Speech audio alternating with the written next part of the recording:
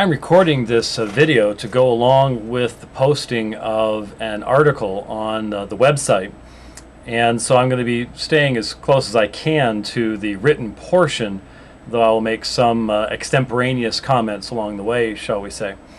I would like to invite Dr. Norm Geisler to join with me in ending the controversy regarding Ergun Caner. I believe that Dr. Geisler's participation in this controversy, which I have styled as a cover-up, has muddied the issues. It has not clarified the issues, though for those who actually know the documentation, who have listened to the sermons and watched the videos, I think there has been a clarification. It has only made it that much clearer that there has been a consistent pattern of myth-making, embellishment, and simple lying on the part of Ergun Caner since at least 2001 in regards to his background, in regards to his having been born in Turkey, raised in Turkey, coming from Turkey to the United States in the late 1970s, and all the related persona that has been developed by Ergun Caner in relationship to these issues. Now, I know that Dr. Caner is scheduled to speak at two upcoming conferences sponsored by Veritas Evangelical Seminary, of which Norm Geisler is provost. The first is July 24th, 2010 in Littleton, Colorado.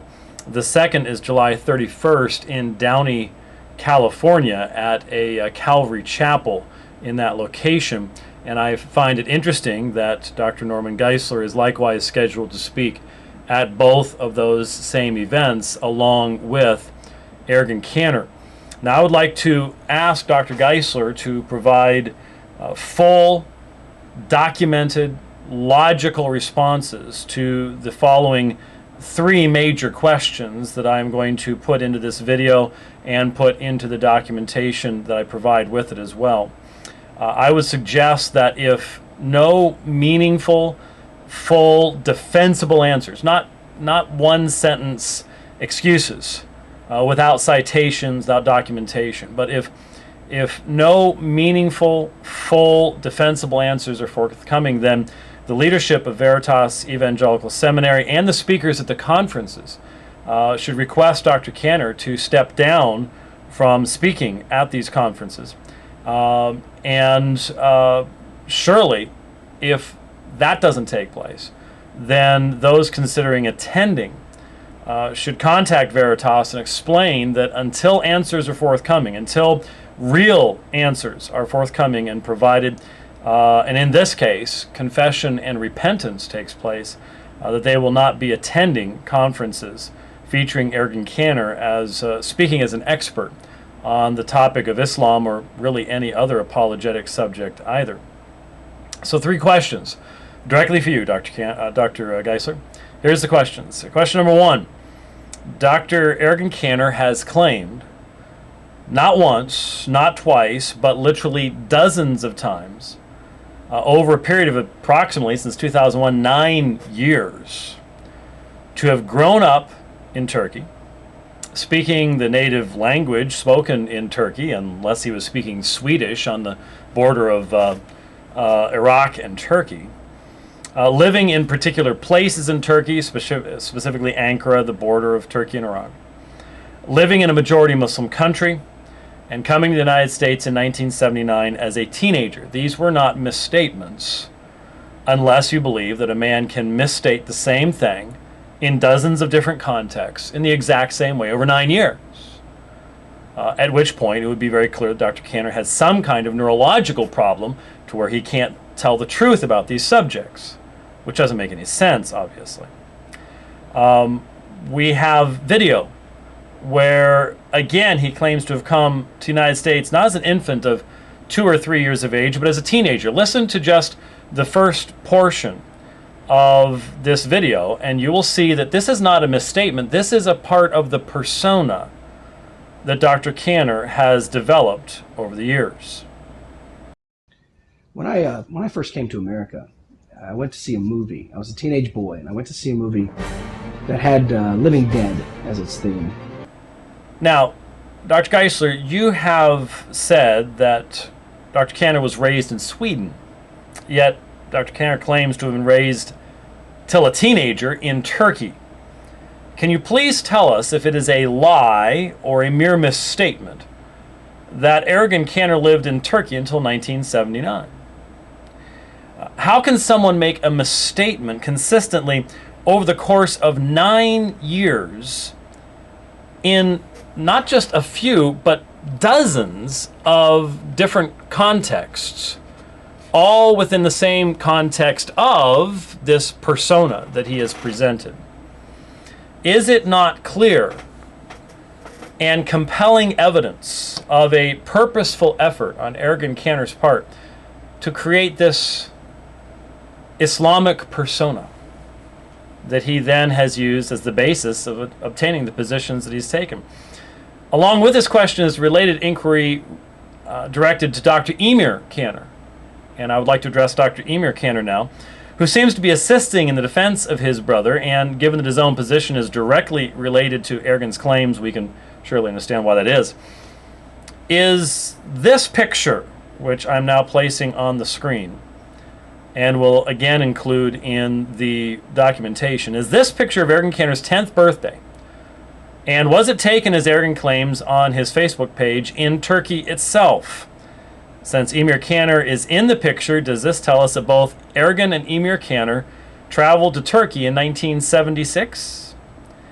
Is this the forced removal to Turkey that Monica Caner claims, speaks of in the court documents? A court order was entered on August 22nd, 1975, stating that the children were not to be removed from Franklin County. This order was suspended pending further hearings on February 4th, 1976. On March 11th, 1976, custody was granted to Monica Caner, which would require any trips to Turkey to be of, at best, brief, in light of Ergun Caner now being the non-custodial parent. There does not seem to be any travel restriction placed upon the boys from February 4th, 1976 until April 14th, 1978. Dr. Geisler now claims that Ergun Caner visited Turkey with his father several times. How many times? How often could young children travel from Ohio to Turkey and back again? Now, Dr. Emir Caner could end all of this speculation right here if he would but openly answer these questions. Dr. Emir Caner, have you ever been to Turkey as a young person prior to the age of 18? Did you ever live there? If you did, when did you live there? Where did you live? Was Ergun with you at that time? These are not difficult questions, and I believe a lack of an open, honest, and forthright answer will be a rather clear answer in and of itself. Finally, in defense of the simple meaning of language itself, can Dr. Geisler explain how even making visits to Turkey, as he now is claiming took place, is relevant to Dr. Ergun Caner's statement that he had lived in majority Muslim countries and hence was unfamiliar with Christians and what they believed? Dr. Caner did not make this claim one time, he made it many times. On January 12th, 2005, he said, quote, "I always lived in majority Muslim countries, and then I came to America." This claim is repeated multiple places, and I will provide multiple citations in the documentation that will go along with this video. How can "I always lived in majority Muslim countries" be reinterpreted as I visited Turkey a few times? Especially within the context of the claim being that he was unfamiliar with Christians. He didn't know what Christians believed. He thought they would hate him.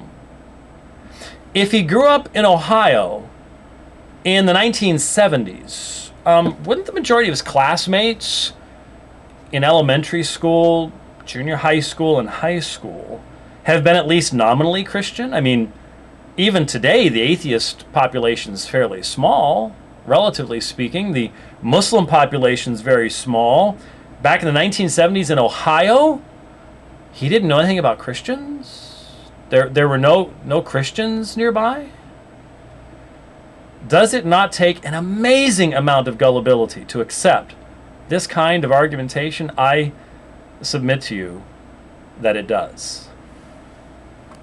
Now, the second question that I would like Dr. Geisler to answer for us flows from his posting of new information relating to Ergun Caner's false claims made multiple times to have debated one of the leading Islamic apologists today, Shabir Ali. Now, Dr. Geisler tells us that evidently Dr. Caner has a serious problem in misstating things, so that he makes the same mistakes over and over again. In this case, Dr. Geisler claims that this debate took place in Lincoln, Nebraska.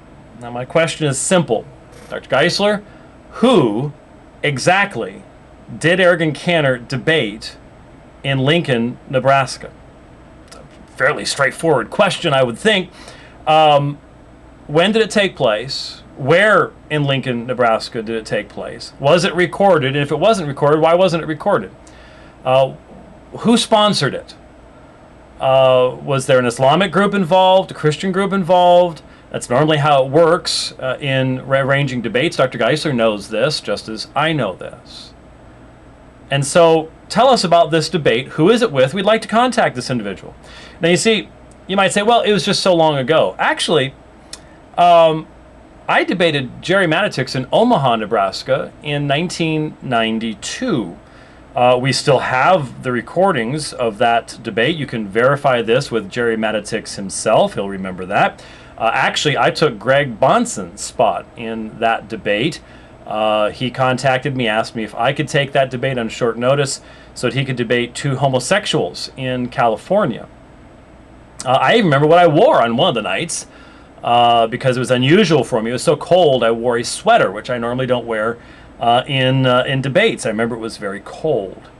Now, if I can remember these things, and I am older than Ergun Caner, and my debates began long before Ergun Caner would have been debating, why can't Ergun Caner provide this kind of very simple information, this very kind of simple documentation?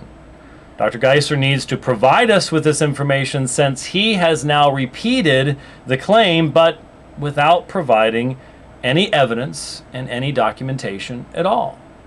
So who was it, Dr. Geisler? Who did he debate? In what context? When? And we'd like to be able to contact this individual and to verify this. Real simple. That's the second question. The final question comes from Dr. Geisler's attempted defense of the errors of Ergun and Emir Caner in their published writings and in their published talks relating to the Hadith literature of the Islamic religion. I would like to ask Dr. Geisler to answer the following question openly, honestly, and fully.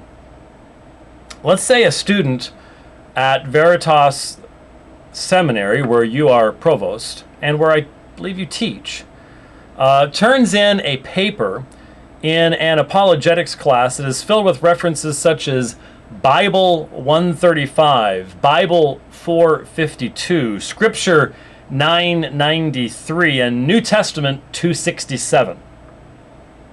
What would you do with such a paper?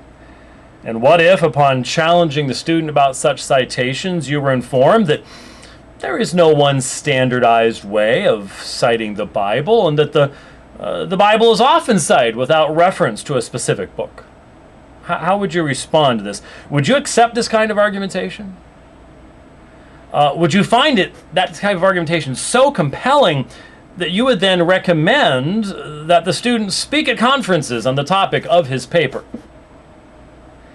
Now, this is, of course, a direct parallel to Dr. Geisler's attempted response to the miscitation of the Hadith literature, the Hadith collections and the writings and talks of Ergun and Emir Caner. Dr. Geisler's claims that Muslim scholars admit there is no official way of citing the Hadith literature just simply not true. Please name the Muslim scholars who cite the Hadith literature without reference to the collection in the way that the Caners do. I'd like to know who does this with regularity. You say it is often cited without reference to the collection in the majority of references in the book Unveiling Islam, and I will provide this citation. It's already on Church and Fans blog, but I'll repeat the information. The majority of references in Unveiling Islam, the Caners do not provide any reference to the collection, Sahih al-Bukhari, Sahih al-Muslim, Jami' at-Tirmidhi, etc. I'll provide that list so you can see that it's a rather long list. So, here's my question, Dr. Geisler. This should be an easy one if your defense is true. Please quote for us Hadith 2425 and explain its relevance to the Quran. You've written, co-authored an entire book on Islam, so this should be easy. Quote for us Hadith 2425 and explain its relevance to the Quran. Now, I have a specific Hadith reference in mind, and it's actually very relevant to an extremely important issue in the Quran. So, quote 2425 for us and tell us how it's relevant to the Quran. If you cannot do so, then please explain your defense of Ergun and Emir Caner's use of a citation system that cannot lead one to the proper citation. Instead, you simply have to guess. I mean, there's a limited number of Hadith collections, so you could guess and have about 15% chance of getting it right, maybe a little better than that. But please do this for us. Now, if you cannot provide, Dr. Geisler, full, scholarly, documented responses to these questions, I submit that it follows that your defense of Ergun Caner is not motivated by the facts of the matter. It's motivated by your relationship with him, the fact that he teaches for your seminary, that you two are connected with one another, and therefore it has political overtones rather than overtones of truth. And so there are the three questions that I am asking Dr. Norman Geisler to respond. I know, Dr. Geisler, that you will see this. Clearly, you or those working with you monitor what we are saying and monitor this blog. And so Dr. Geisler and Dr. Caner, Emir Caner as well, Ergun Caner, Emir Caner, Dr. Geisler, you're all in a position to end this controversy right now. But giving excuses rather than answers is not going to end this controversy. The people of God are catching on to what's going on here. And the more people look at the documentation, the more they are going to see that the answers provided by Dr. Geisler are empty, shallow excuses. And they want to know why. So instead of 22 questions, we'd still like to hear the answers to those, but instead of 22 questions, here's three. 3 questions. I'll provide the documentation on the website as well. I look forward to your full answers, Dr. Geisler, to these questions. Thank you very much.